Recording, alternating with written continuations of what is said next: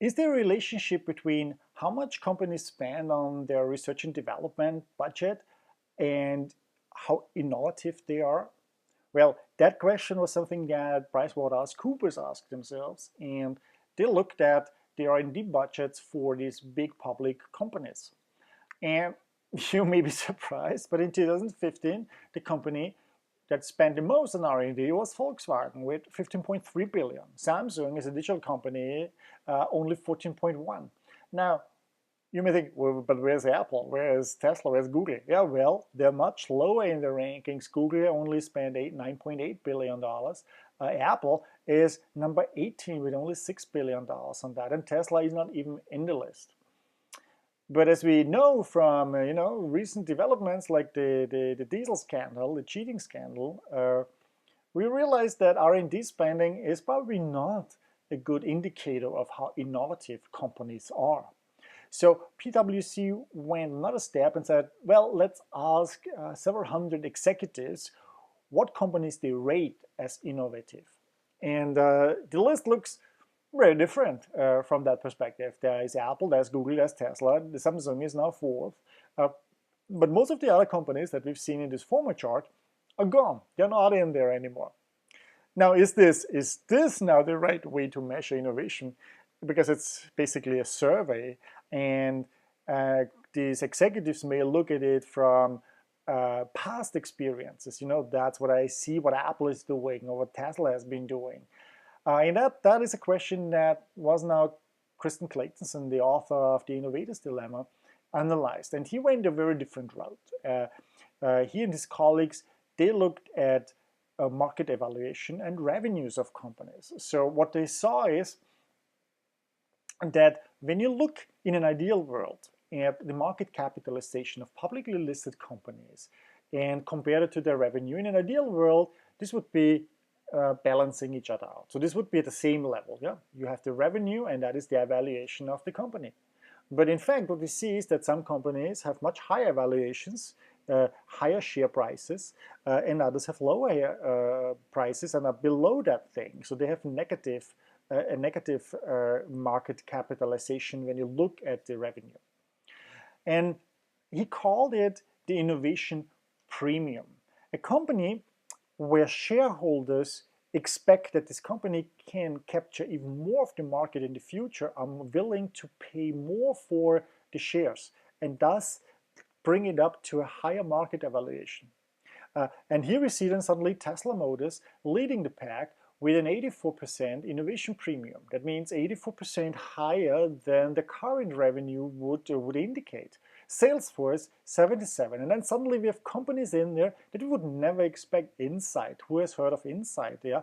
Or Under Armour is very much higher than that. An example for how this affects it, and where we can easily see it, was Apple. When John Scully ran Apple, he ran it basically into the ground. And then Steve Jobs came back, and Apple at this time had a negative innovation premium. It was minus 39%. Although they made some decent revenue, the shareholders didn't see a future for the company. They didn't see that Apple can capture a larger market in the future or bring out products that will, excite customers. With Tesla, there is this excitement here. When Steve Jobs took then over, a few years later, the innovation premium was much higher. And with the advent of new technologies like the iPod, the iPhone, the iPad, all these technologies that Apple brought out, it fulfilled on that promise. Now, we have to look at innovation also from a crisis perspective. Because many people think that working for companies, that their own companies are not very good at that. So only 5% of respondents feel that there are innovation programs that motivate them in their companies. 77, 3/4 say that their ideas are not being evaluated properly or analyzed. Only a third of the companies say they regularly measure or report on innovation. 80% of respondents say that their companies do not have the necessary resources. Yeah, means also to stay ahead of the global competitive market. 55% say that the organizations treat intellectual property as a valuable resource.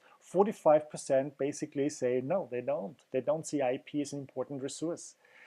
16% believe the employers regarded its development as a mission-critical function. Only 16%, not more. 49%, half of them, believe that they are not going to receive any benefit or recognition if they are innovative, yeah, if they have successful ideas. So where's the motivation to do anything? Yeah? And fewer than 30% of the organizations regularly report and measure innovation. And from a technical perspective, half of the organizations really use spreadsheets and email to manage innovation. That's not a good way to do that.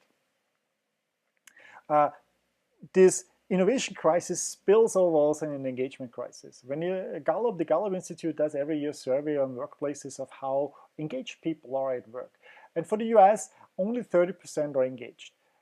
And engaged employees are those who work with passion, they feel a profound connection to their company, they drive innovation and move the organization forward. So these are these people who bring innovation into the company.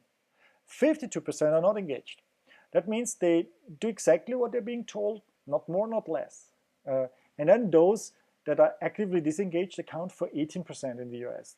These are basically the guys, the people, the employees who obstruct, who cost you money.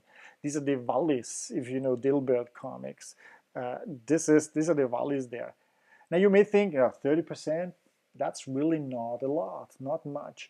Well, in comparison with other countries, that's a lot. The only country that comes close to that is Brazil with 26% of engaged people. But Germany has only 18%, Austria only 15%.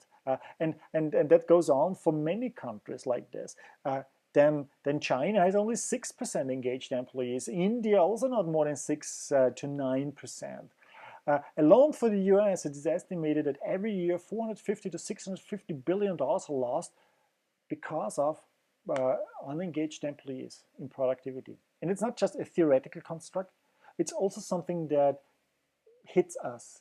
If you've ever been on the phone with a customer service representative who's not willing to help you, just go through the protocol, not stepping out, you've met a non-engaged employee. If you've dealt with a coworker who is just doing the bare minimum, you've met a non-engaged employee, and that drags you down. That makes you less successful as well.